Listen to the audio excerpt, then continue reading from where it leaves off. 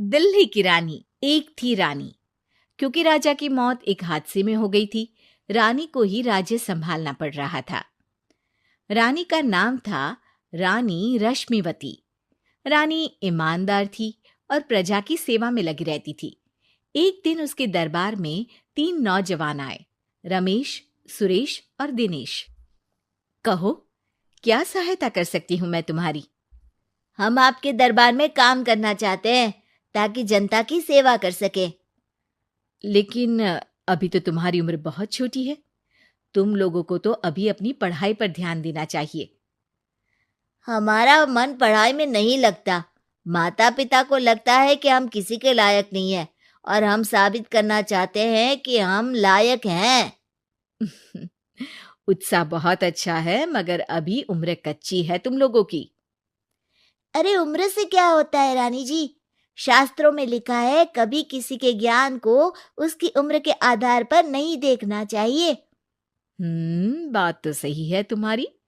और अगर सच में तुम अगर ये संकल्प करके आए हो कि तुमको यहाँ काम करना है, तो पहले परीक्षा देनी पड़ेगी। 3 परीक्षा, एक शारीरिक परीक्षा, एक बुद्धि की परीक्षा और एक देशभक्ति की परीक्षा। और ये क्या है? वो मंत्री महोदय तुम्हें समझा देंगे। हमारे पास समय नहीं है। अगर तुम लोग तैयार हो तो बताओ। हाँ हाँ, हम तैयार है किसी भी परीक्षा के लिए। मैं भी तैयार हूँ कुछ भी कर गुजरने के लिए। तो ठीक है मंत्री जी, आप इन तीनों की परीक्षा कल से ही शुरू कर दीजिए। जो आ गया रानी साहिबा। अगले दिन से ही तीनों की परीक्षा शुरू हो जाती है। पहले शारीरिक परीक्षा, यानी किस में कितना है दम, ये देखेंगे हम। क्योंकि शरीर में दम होगा तभी तो प्रजा की सेवा में दम लगा पाओगे। अ, हमें क्या करना होगा? वो पेड़ दिख रहा है, जो सबसे पहले चढ़ेगा उस पे दरबार में नौकरी पाने के अवसर उसी के बढ़ जाएंगे। मैं चढ़ता हूँ। अरे रुको रुको, गिनती गिनने दो। 1, 2, 3। 3 की गिनती के बाद रमेश और सुरेश भागकर पेड़ के पास गए, मगर दिनेश आराम से पेड़ के पास गया। जैसे ही रमेश और सुरेश आधे पेड़ तक चढ़ गए, दिनेश ने उन दोनों की टांग पकड़ के उन्हें नीचे गिरा दिया और खुद पेड़ पर चढ़ गया। दिनेश की जीत हुई। अरे लेकिन इसने बेईमानी की। बेईमानी नहीं की, बुद्धि लगाई। शरीर के दम के साथ दिमाग में भी दम होना चाहिए। क्यों मंत्री जी? हाँ हाँ, बात तो तुम्हारी सही है, लेकिन बात अगर बुद्धि की है तो बुद्धि की असली परीक्षा हम कल लेंगे। शाम को जाकर मंत्री रानी को सब बता देते हैं। यानी दिनेश उन सब में ज्यादा होशियार है। जी रानी साहबा। अगले दिन तीनों की बौद्धिक परीक्षा का समय होता है। आज हमें क्या करना है मंत्री जी? थोड़ा सब्र करो, कल जल्दबाजी में ही हारे थे तुम। सही कह रहे हैं मंत्री जी।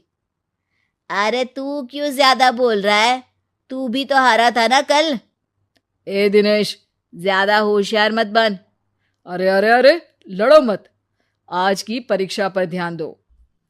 आज की बौद्धिक परीक्षा में ये कुछ बोरे हैं, कुछ में नमक है और कुछ में रुई। जिसको जो ले जाना है उठा लो। देखते हैं कि कौन जल्दी से कोई भी एक बोरा नदी के उस पार लेकर जाता है। समय शुरू होता है अब। तीनों बोरों की तरफ बढ़ते हैं। सुरेश, नमक की बोरी भारी है, ले जाने में मुश्किल होगी। हाँ हाँ, सही कह रहा है, रुई हल्की है, हम दोनों रुई लेकर चलते हैं। अरे भाई, मैं तो नमक लेकर जाऊंगा।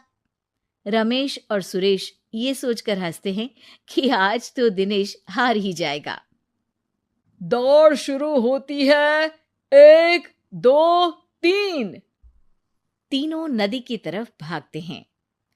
रुई में वजन कम होने के कारण रमेश और सुरेश आगे निकल जाते हैं और दिनेश थोड़ा पीछे।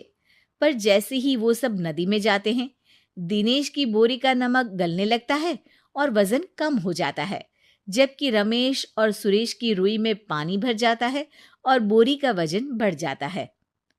अरे ये इतनी भारी क्यों हो गई रमेश? अरे मुझे क्या पता, शायद जादुई बोरी है।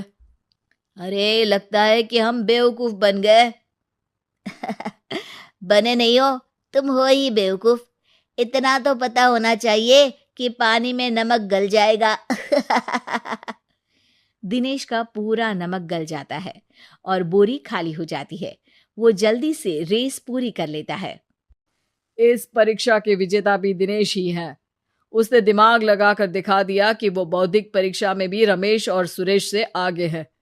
अब कल तुम्हारी देशभक्ति की परीक्षा होगी, जो स्वयं रानी माँ लेंगी। रात को फिर मंत्री रानी के पास जाकर बता देते हैं कि आज की परीक्षा में कैसे दिनेश ने अक्लमंदी दिखाई और बौद्धिक परीक्षा में भी उसी की जीत हुई। अरे वाह, दिनेश तो हमारे बहुत काम आ सकता है। हम उत्साहित हैं कल की परीक्षा के लिए। वो तो ठीक है रानी साहिबा, लेकिन हमने सुना है कि पड़ोसी राज्य का राजा आकाशदीप हमारे राज्य की सीमा में घुसपैठ कर रहा है। ये तो चिंता की बात है। हमें जल्द ही कुछ करना चाहिए। अगले दिन रमेश, सुरेश और दिनेश अपनी आखिरी देशभक्ति की परीक्षा के लिए दरबार में आते हैं। प्रणाम रानी साहिबा। नमस्कार रानी जी। प्रणाम रानी माँ। हमने तुम्हारी परीक्षा पर गौर किया। दिनेश आगे हैं। हम तुम तीनों में से किसी दो को ही दरबार में काम दे सकते हैं। किसी एक को आज जाना होगा। तो देशभक्ति की परीक्षा के लिए तैयार हो? पूरी तरह से। मैं तीनों से एक ही सवाल करूंगी। जिसका जवाब सबसे सही लगेगा उसे तो नौकरी मिल ही जाएगी। फिर दूसरे सबसे सही जवाब देने वाले को भी काम मिलेगा। आप लोगों का समय शुरू होता है अब। ज्यादा सोचने का समय नहीं होगा। जो मन में पहली बात आए उसका जवाब दे।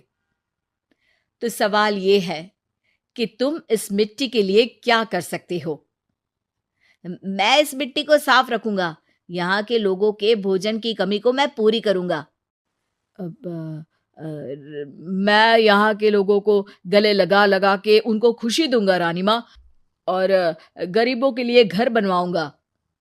मैं इस मिट्टी के लिए किसी की जान भी ले सकता हूँ रानी माँ। मंत्री, दिनेश को एक तलवार दो। जी रानी जी।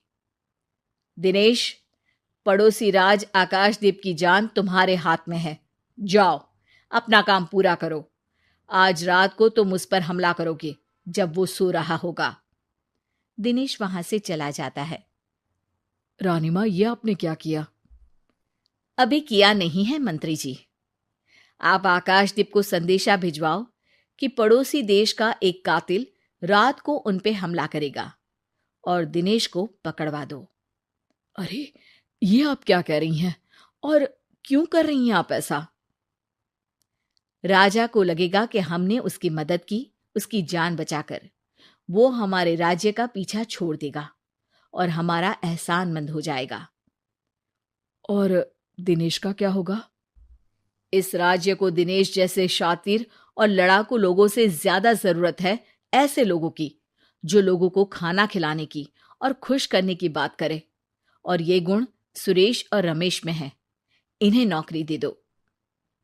दिनेश बहुत चतुराई से नौकरी हड़पना चाहता था, जिसके लिए उसने रमेश और सुरेश जैसे दोस्तों का भी नुकसान किया। पर रानी ज्यादा चतुर निकली। उसने एक तीर से दो निशाने लगाए। दिनेश जैसे खूंखार युवक को राज्य से बाहर करवा दिया और पड़ोसी राजा आकाशदीप को अपना एहसानमंद कर लिया। पूरा दरबार रानी की जय जयकार कर रहा था।